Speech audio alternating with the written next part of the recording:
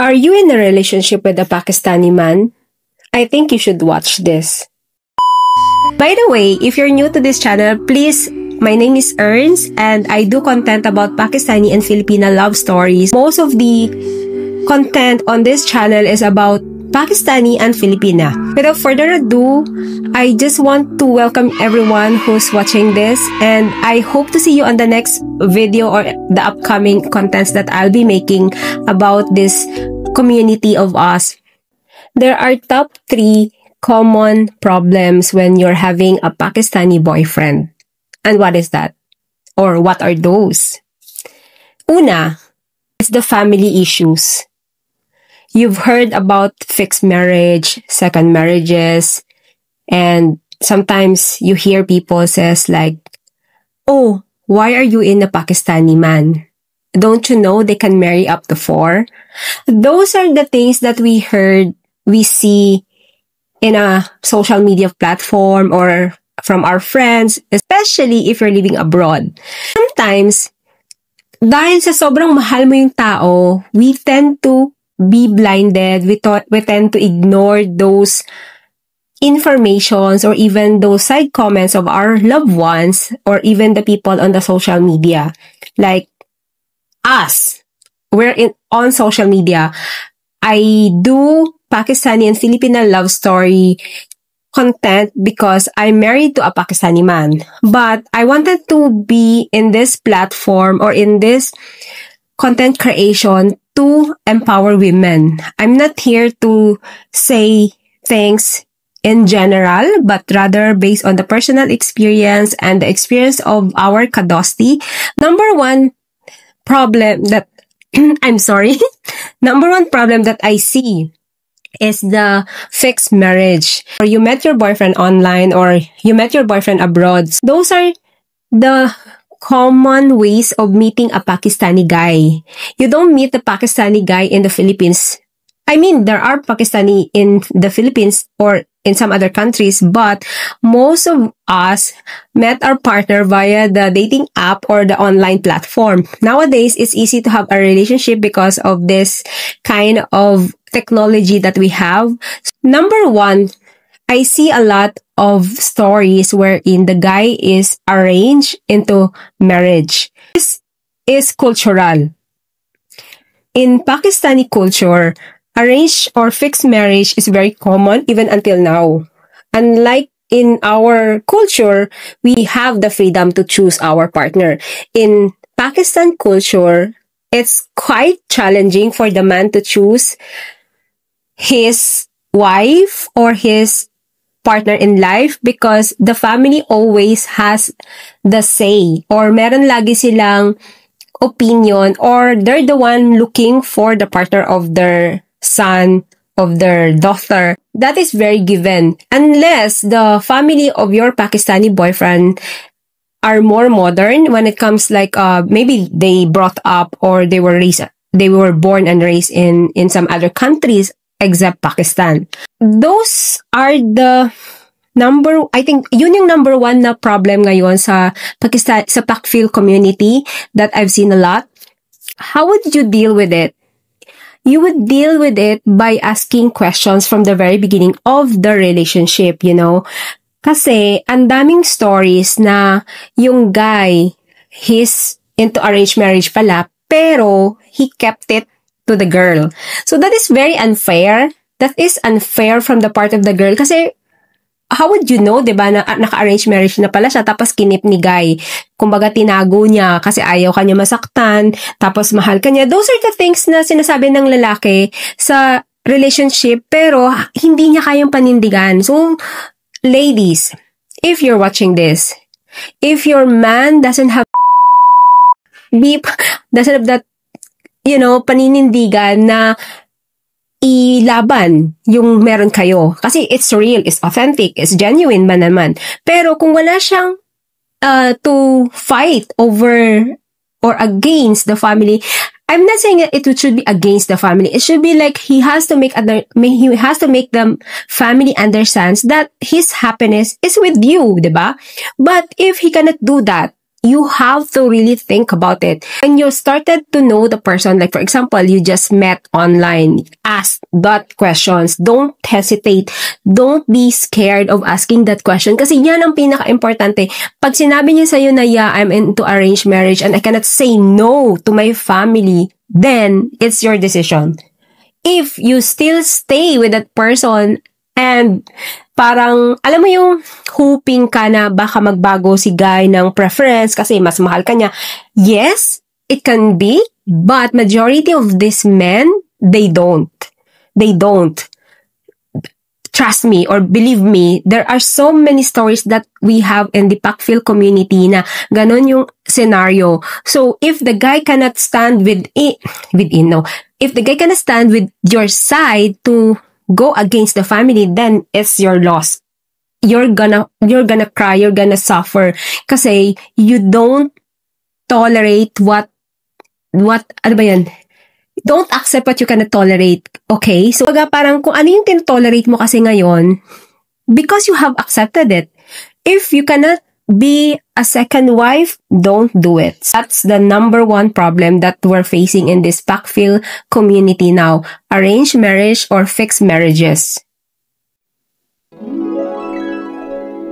Bago pa yung problem number 2, let's just do some lip oiling. Anyways, this is from Rare Beauty. Okay, problem number 2. I would say problem number 2 is the double life mode. Double life mode meaning, si boyfriend mo ba is, pag kayong dalawa lang, kunwari, magkasama na talaga kayo or magkakilala na kayo in person, I'm just trying to differentiate kasi I know there are 2 types of couples out there in our community. One is with the LDR, they haven't met each other, and one is like magkasama talaga sila like abroad or somewhere else. When I say double life mode is yung boyfriend mo ba is sweet siya kapag kayo lang dalawa, pag private, lahat ng physical ano ba tawag? Physical behavior? Hindi. Physical touch or physical love language na lang, let's say. Kumbaga, all out siya. Pinapakita niya sa'yo lahat kapag private. Pero, kapag nasa public na kayo, he would just introduce you. For example, you bump into each other or you bump with his friends or someone he knows. And then, all of a sudden, yung dating baby or dating sweetheart or honey or ano man yung, or Janu or Mary Jan, naging friend, parang inintroduce ka bigla as a friend. Kasi, eto yon. I think you have to talk about it or discuss it openly, but the main reason why the sudden change when it comes to public is that hindi kasi sila accustomed into doing this PDA or public display of affection. They're not into that because in Pakistani culture, obviously, there's no interaction that there's like parang sobrang limited ng interaction ng opposite sex. When I say opposite sex is the female and then the male, they don't really stay alone, especially alone. They don't engage with one another, especially sa mga, even sa mga public function like wedding. Diba? I know some of you who will watch this can say na oo, hindi talaga. Even sa kasal, may separate function hall yung babae, may separate function hall yung lalaki. Yung mga bagay na yon, sometimes, pwedeng masyak ka kasi nga, ang sweet-sweet niya sa akin in private. Why all of a sudden, napaka nonchalant na hindi mo maintindihan kung, alam mo yun, kung siya ba to yung boyfriend ko? Parang nag-iba. So, those are the cultural or double life mode na tinatawag na parang iba siya sa private, iba din siya sa public. Okay, how would you tackle that? I would share my own story. So, when I visited my husband in Pakistan the first time, I felt that parang naninibago din ako kasi when we were in Dubai, first time namin nakita in Dubai, sa Dubai, tapos we hold hands, sweet kami sa public. Though dito sa Dubai, it's not, you still have to, respect the culture or the country. Pero, at least dito, nakakapag-holding hands yung mga couples. Pero, syempre, hindi talaga siya in-encourage kasi nga, this is a Muslim country pa rin. So, that is my disclaimer. Pero sa Pakistan, may mga nagko-holding hands. I know I've seen na mga couple. I think that is sometimes nagiging acceptable or somehow nagiging acceptable na siya or depende talaga sa couple. Pero ako at that time, na-shock ako kasi we never hold hands in public and para ko siyang naging tour guide. So parang ako somehow na culture shock ko kasi nga hindi ako sanay na ay parang stranger naman to pero pag magkasama kami in private napaka-sweet niya sa akin. So those are the perfect example, I think. And then later on nung medyo naging kampante na siya sa akin or naging actually yung recent na visit ko sa Pakistan, it was quite sweet talaga kahit nasa public kami. Whenever we cross the road, hindi ko in-expect na hihilain niya yung kamay ko, tas i-holding hands niya ako in public. So, parang, of course, diba, nakakataba ng puso. So, wag kang magugulat kung naging ganun. Pero, syempre, wag naman yung i-introduce kanya as friend, diba? At least, introduce kanya properly. Though, hindi kasi acceptable sa kultura nila ang boyfriend-girlfriend. Hindi lang kultura, actually. It's the religion. There's no, like, boyfriend-girlfriend. Kaya, yun yung isang bagay na wag mong ikakasyak. Just discuss it with him. Para, kung ayaw mong ma-disappoint or ma-frustrate kapag dumating yung araw na naging friend ka bigla sa public, at least you know how to react, diba? Okay, number 3, last na to. Culture clash. Culture clash. I would start with my personal story para makarelate siguro yung iba dyan. Yung husband ko, when he was in Dubai, kasi ganun kami, I visit him and he visits me here. Nagkaroon kami ng content about eating yung Pakistani and Filipino dish. Tapos, alam mo yung nainis ako kasi hindi siya kumain ng Filipino dish. Alam mo kung bakit? Later ko yun nalaman, tinanong ko siya, bakit hindi ka kumain? Kasi parang ako na-offend ako kasi nga, ako kumakain ako ng Pakistani food and yet he's not eating my food. And then he explained na he was concerned if it's halal. So, sabi ko, of course we are in the Middle East. We are in Dubai. Food would be halal. There's no way na hindi siya halal. So, that is his preference or that is his personal opinion. Kaya, yung Pakistani boyfriend mo, kunwari pumunta ng Pilipinas, don't be surprised na hindi niya kakainin yung mga food na i-offer mo. Pwedeng kainin niya yon pero behind or sa loob-loob nun, parang, is this halal? May mga questions pa rin. Kasi syempre, it's important na yung kakainin nila is halal if he is Muslim. Which is understandable kasi you don't, disrespect the belief, diba? So, yun yung mga bagay na naka-disappoint sa akin nung time na yun. Pero ngayon, bahala ka na. Kung ano na lang yung gusto mong kainin mo. So, ngayon, ang ginagawa namin, kapag nasa Pakistan naman ako, o-order siya ng food niya, o-order ako ng food ko. So, that is one cultural clash.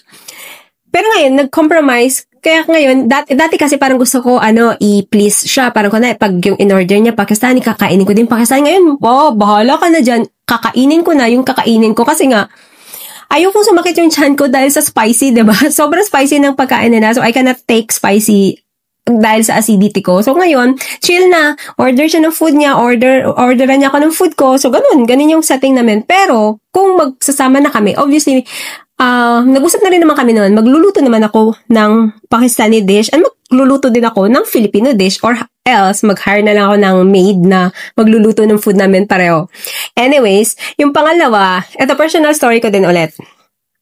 Don't expect him na sasama sa'yo sa bar unless the guy is like living abroad. So, if the guy lives abroad, obviously, he's exposed to this kind of bar hopping, going to the club, drinking, smoking. My husband doesn't smoke and doesn't drink. The first time or the second time he visited me here in Dubai, we went to the bar. Ako, dahil at that time, medyo parang party girl pa, parang gusto ko ma-experience ng pumunta ng bar na kasama siya, na mag-dance. Alam mo, ending, nainis ako kasi nga, yung nonchalant kong boyfriend at that time, na asawa ko na ngayon, nakaupo lang siya, di ko alam kung ano iniisip. Tapos pag uwi, wala siyang idea, na frustrated ako. So, don't, kapag hindi kasi sila sanay, okay? Kung born and raised siya sa Pakistan, hindi siya sanay. So that's one of the culture clash. Ano pa, yun, yung mga activities na ako excited akong gawin siya, hindi pa niya nagawa ever.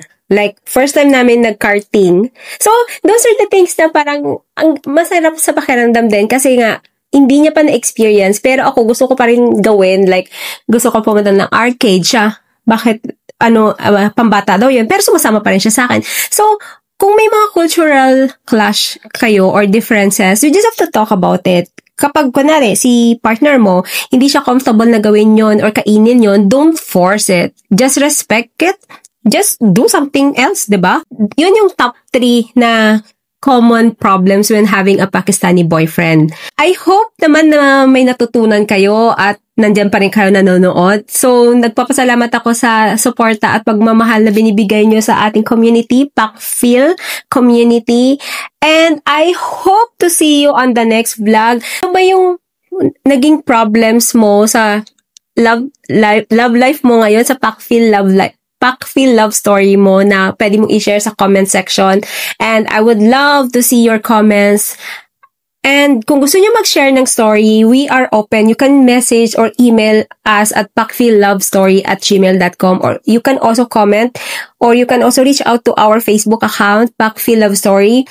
We share our story there. Yun yung mga short form ng story. This one is more of love advices. So, mga kadosti, salamat. Maraming salamat. Don't forget to share, like, and subscribe. I hope to see you on the next vlog.